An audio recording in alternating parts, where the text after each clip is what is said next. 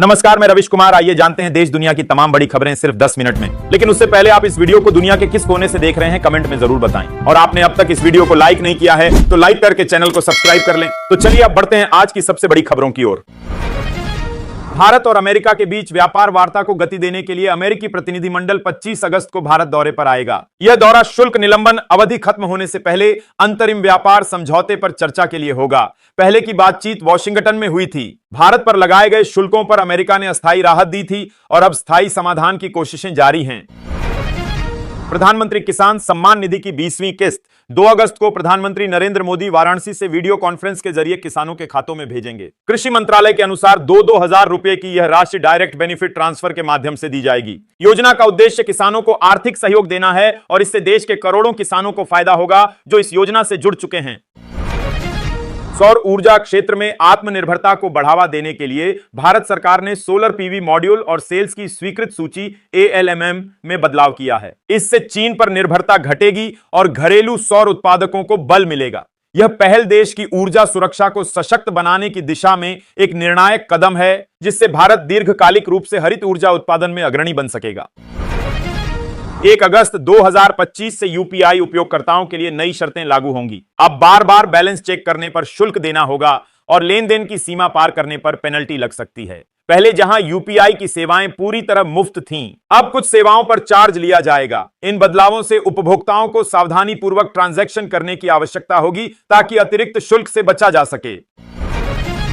बांग्लादेश के रंगपुर जिले में गंगाचारा उपजिला स्थित हिंदू समुदाय के करीब 2 दर्जन घरों पर एक भीड़ ने हमला कर तोड़फोड़ की। यह घटना एक युवक द्वारा कथित आपत्तिजनक फेसबुक टिप्पणी के बाद हुई। युवक को गिरफ्तार कर लिया गया है। सरकार ने सभी क्षतिग्रस्त मकानों की मरम्मत के आदेश दिए हैं और घटना की निष्पक्ष जांच का आश्वासन दिया है ताकि दोबारा ऐसा न हो।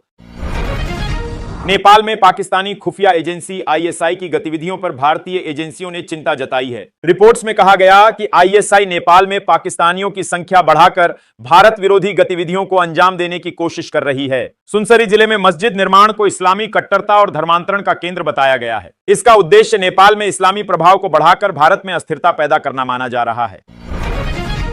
इटली के कैंपो रोटोंडो में महर्षि वाल्मीकि की प्रतिमा का अनावरण भारत की राजदूत वाणी राव और मेयर मासिमिलियानो मिकुच्ची द्वारा किया गया। यह प्रतिमा भारत सरकार की ओर से भेंट की गई थी। इस अवसर पर भारतीय सांस्कृतिक संबंध परिषद की पहल रामायण से विश्व को जोड़ने का समर्थन किया गया। समारोह में वाल्मीकि समुदाय के लोग भी शामिल हुए, जिससे भारत इटली सांस्कृतिक संबंधों को बल मिला। यूक्रेन के राष्ट्रपति वोलोदिमीर जेलेंस्की ने एक नया कानून पारित किया है, जिसके तहत 60 वर्ष से अधिक उम्र के नागरिक अब सेना में शामिल हो सकेंगे। इन वरिष्ठ नागरिकों को चिकित्सा परीक्षण के बाद गैर लड़ाकू भूमिकाओं में 1 साल की सेवा का अवसर मिलेगा। भर्ती की कमी को देखते हुए यह निर्णय लिया गया है। इससे पहले भर्ती की न्यूनतम आयु 27 से घटाकर 25 वर्ष की गई थी। गाजा में 21 महीने से जारी इजरायल हमास संघर्ष में अब तक 60,000 से अधिक फिलिस्तीनी मारे जा चुके हैं और लगभग 1.5 लाख घायल हुए हैं। मृतकों में बड़ी संख्या में महिलाएं और बच्चे शामिल हैं। गाजा का अधिकांश हिस्सा तबाह हो चुका है और करीब 90% आबादी विस्थापित हो चुकी है। संयुक्त राष्ट्र ने क्षेत्र में मानवीय संकट और संभावित अकाल को लेकर गंभीर चिंता व्यक्त की है। अमेरिका और चीन के बीच स्टॉकहोम में हुई 2 दिवसीय वार्ता के बाद टैरिफ को लेकर अस्थायी सहमति बनी है। फिलहाल अमेरिका 30% और चीन 10% शुल्क लागू रखेंगे।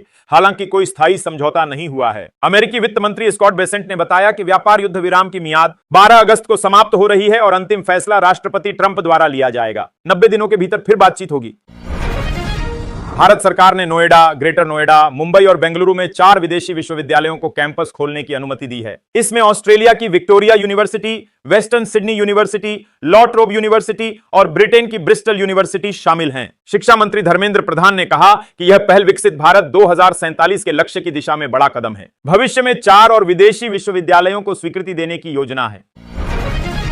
पश्चिम बंगाल में मतदाता सूची के विशेष गहन पुनरीक्षण SIR के दौरान चुनाव आयोग ने बूथ स्तर के अधिकारियों को निष्पक्ष कार्य सुनिश्चित करने की सख्त हिदायत दी है। आयोग ने कहा कि पक्षपात पाए जाने पर कानूनी कार्रवाई और आर्थिक दंड दिया जाएगा। मुख्यमंत्री ममता बनर्जी ने BLO को राज्य का कर्मचारी बताते हुए सतर्कता बरतने को कहा। भाजपा ने राज्य सरकार पर BLO को डराने का आरोप लगाया है।